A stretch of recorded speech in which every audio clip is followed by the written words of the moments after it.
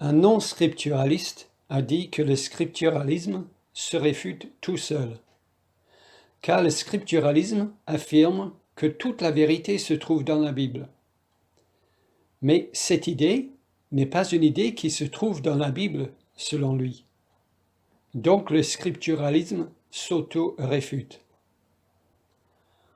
En effet, cela serait problématique si le scripturalisme se réfutait tout seul. Mais je ne pense pas que ce soit le cas. Je crois pouvoir prouver à partir de la Bible que l'idée que toute la vérité se trouve dans la Bible est une idée qui se trouve dans la Bible. Voici mon argumentation.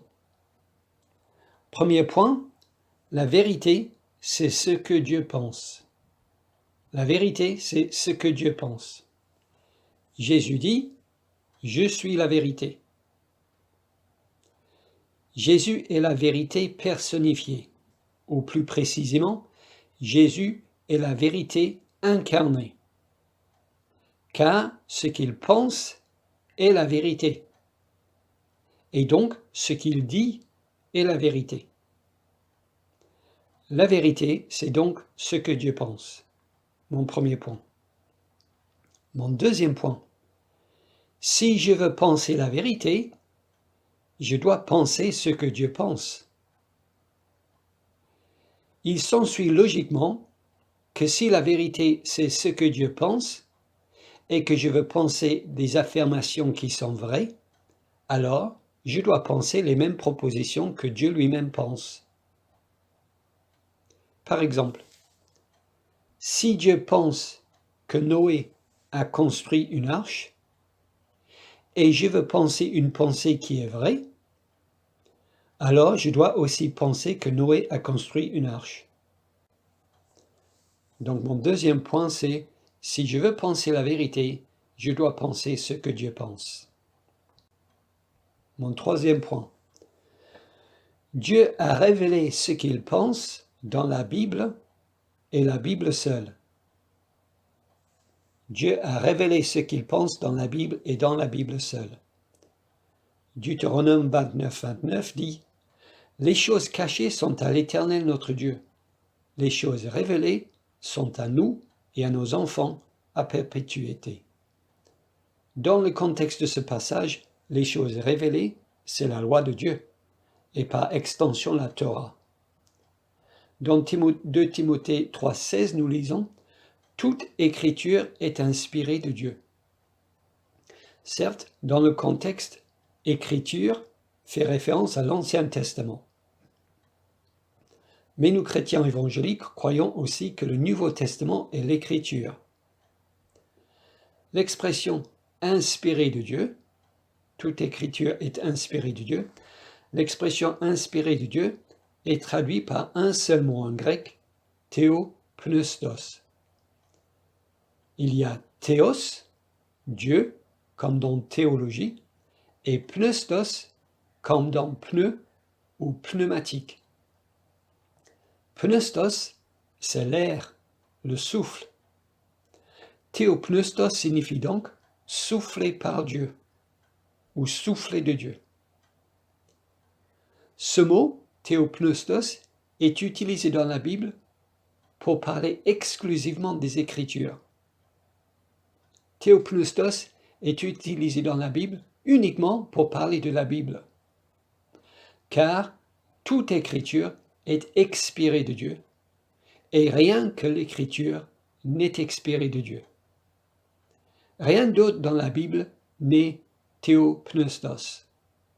Rien d'autre, selon la Bible, n'est expiré de Dieu.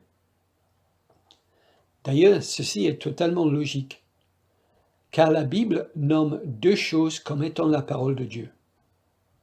La Bible nomme deux choses comme étant la parole de Dieu, elle-même et le Fils de Dieu. Dans Hébreux 4,12, nous lisons « Car la parole de Dieu est vivante et efficace, plus tranchante qu'une épée quelconque à deux tranchants, pénétrante jusqu'à partager âme et esprit, jointure et moelle. Elle juge les sentiments et les pensées du cœur. » Ce passage donc parle de la Bible, le contexte le montre clairement, et la Bible ici est appelée la parole de Dieu. Et dans Jean 1,14, nous lisons « Et la parole a été faite chair, et elle a habité parmi nous, pleine de grâce et de vérité. Et nous avons contemplé sa gloire, une gloire comme la gloire du Fils unique venu du Père. » Ici, la parole a été faite chair. Ici, la parole, c'est Jésus. Selon la Bible, donc, l'Écriture est la parole de Dieu à deux tranchants, et le Fils de Dieu est la parole de Dieu faite chair. L'Écriture, c'est la parole de Dieu à deux tranchants, et le Fils de Dieu est la parole de Dieu faite chair, car les Écritures sont les pensées et donc les paroles du Fils. Les Écritures, et les Écritures seules, sont les pensées et donc les paroles du Fils. Voilà pourquoi et les Écritures et le Fils de Dieu portent le nom de parole de Dieu.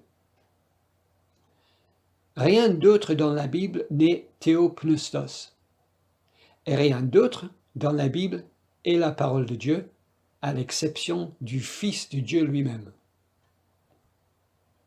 Donc c'est mon troisième point. Dieu a révélé ce qu'il pense dans la Bible et dans la Bible seule. Quatrième point. La seule façon pour moi de savoir ce que Dieu pense est de lire la Bible. Effectivement, il s'ensuit forcément que si la vérité c'est ce que Dieu pense, et je veux penser comme Dieu, et Dieu a révélé ses pensées uniquement dans la Bible, la seule façon pour moi de savoir ce que Dieu pense est de lire la Bible. Je ne dis pas que la Bible représente toutes les pensées de Dieu, car les pensées de Dieu sont infinies et la Bible n'est pas infinie. D'ailleurs, nous avons vu dans Deutéronome 29 que les choses cachées sont à l'Éternel notre Dieu, mais les choses révélées sont à nous et à nos enfants. Dieu seul connaît les choses qui nous sont cachées. Dieu pense évidemment des pensées qui ne sont pas révélées. Dieu pense évidemment des choses qui ne sont pas écrites dans la Bible.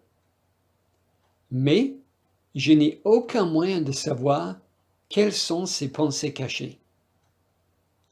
Je n'ai aucun moyen, moi, de savoir quelles sont ces pensées cachées, parce que justement, il a décidé de me les cacher. Et si Dieu a décidé de me cacher quelque chose, ce n'est pas moi qui peux trouver.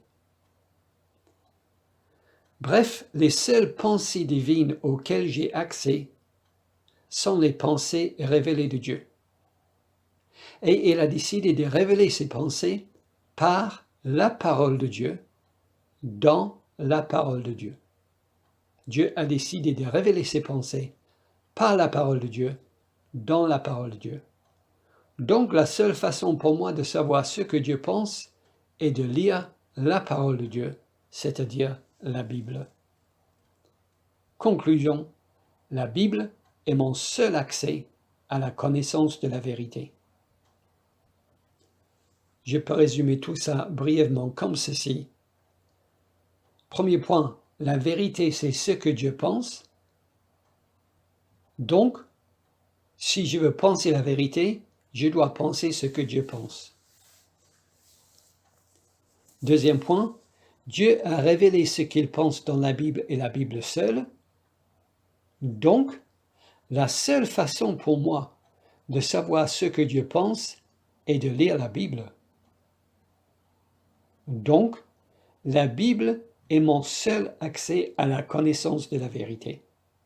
Et donc, pour revenir au sujet de cette vidéo, le scripturalisme ne se réfute pas tout seul, car le scripturalisme est bien une idée qui se trouve dans la Bible.